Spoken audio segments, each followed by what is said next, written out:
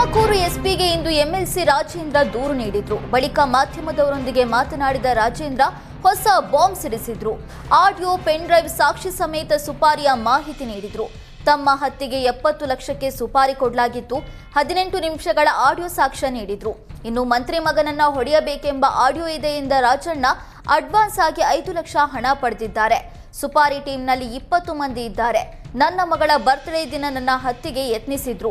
ಹತ್ಯೆ ಬಗ್ಗೆ ಹುಡುಗಿ ಮಾತನಾಡಿರುವ ಆಡಿಯೋ ಇದೆ. ನನಗೆ ಹೆಚ್ಚಿನ ಭದ್ರತೆ ನೀಡುವಂತೆ ಮನವಿ ಮಾಡಿದ್ದೇನೆ ಅಂತ ಹೇಳಿದ್ರು. ಹನಿ ಟ್ರ್ಯಾಪ್ ಜಾಲದ ರಹಸ್ಯವನ್ನ ಸಿಐಡಿ ಟೀಮ್ ಬೆನ್ನತ್ತಿದೆ. ಸಚಿವ ರಾಜಣ್ಣ ದೂರು ಆಧರಿಸಿ ಸಿಐಡಿ ವಿಚಾರಣೆ ಮಾಡುತ್ತಿದ್ದಾರೆ. ತನಿಖೆಯಲ್ಲಿ ಹನಿ ಟ್ರ್ಯಾಪ್ ಸೂತ್ರಧಾರನ ಗುಟ್ಟು ಬಯಲಾಗುವ ಸಾಧ್ಯತೆ ಇದೆ. ಪರಮೇಶ್ವರ್ಗೆ ಮನವಿ ಮಾಡಿದ್ದ ರಾಜಣ್ಣ ಏನೆಲ್ಲ ಉಲ್ಲೇಖಿಸಿದ್ದಾರೆ ಅನ್ನುವ ಮಾಹಿತಿ ಸುವರ್ಣ ನ್ಯೂಸ್ಗೆ ಎಕ್ಸ್ಕ್ಲೂಸಿವ್ ರಿಪೋರ್ಟ್ ಸಿಕ್ಕಿದೆ. ಹನಿ ಟ್ರ್ಯಾಪ್ ಮಾಡೋದಕ್ಕೆ ಯತ್ನ ಎಂದು ದೂರಿನಲ್ಲಿ ಉಲ್ಲೇಖಿಸಿದ ರಾಜಣ್ಣ 2 ಬಾರಿ ನನ್ನನ್ನು ಟ್ರ್ಯಾಪ್ ಮಾಡುವುದಕ್ಕೆ ಪ್ರಯತ್ನ ನಡೆದಿದೆ.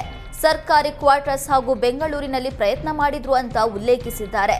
ಇನ್ನು ಮಾರ್ಚ್ ತಿಂಗಳ ಮೊದಲ ವಾರದಲ್ಲಿ ಹನಿ ಟ್ರ್ಯಾಪ್ ಯತ್ನ ಆಗಿದ್ದು 2 ಬಾರಿಯೂ ಬೇರೆ ಬೇರೆ ಯುವತಿಯರಿಂದ ಯತ್ನ ಆಗಿದೆ ಅಂತೆ. ಅಲ್ಲದೆ ಪ್ರೈವೇಟ್ ಆಗಿ ಮಾತನಾಡಬೇಕು ಅಂತ ಯುವತಿ ರಾಜಣ್ಣಗೆ ಮನವಿ ಮಾಡಿದ್ರಂತೆ. ಬಳಿಕ ರಾಜಣ್ಣನ ಕೈ ಹಿಡಿದು ಮಾತನಾಡೋದಕ್ಕೆ ಮುಂದಾಗಿದ್ದ ಯುವತಿ ಅವರ ವಿರುದ್ಧ ಸಿಟ್ಟಿಗೆದ್ದ ಸಚಿವರು ಕೆನ್ನೆಗೆ ಬಾರಿಸಿದ್ರಂತೆ.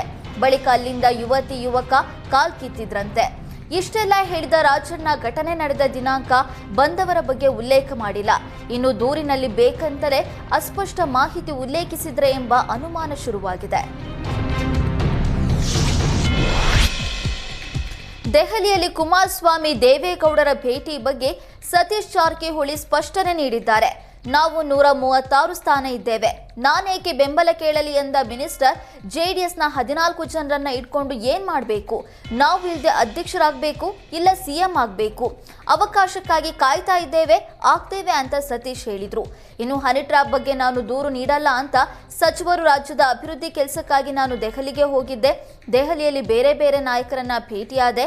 ದೆಹಲಿಯಲ್ಲಿ ನಾನು 4 ದಿನ ಇದ್ದದ್ದು ಇದೇ ಮೊದಲು ಅಂತ ಹೇಳಿದ್ರು. ದೆಹಲಿಯಲ್ಲಿ ಖರ್ಗೆ ನಿವಾಸದಲ್ಲಿ ಡಿಸಿಎಂ ಡಿಕೆಶಿ ಸಭೆ ಮಾಡಿದ್ರು.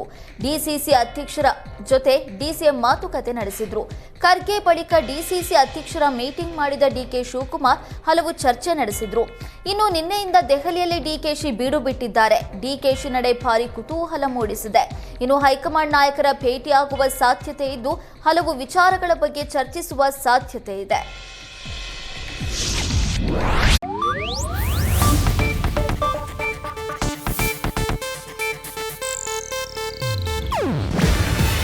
ಇದು ಏಷ್ಯಾನೆಟ್ ನ್ಯೂಸ್ ನೆಟ್ವರ್ಕ್ ಪ್ರಸ್ತುತಿ.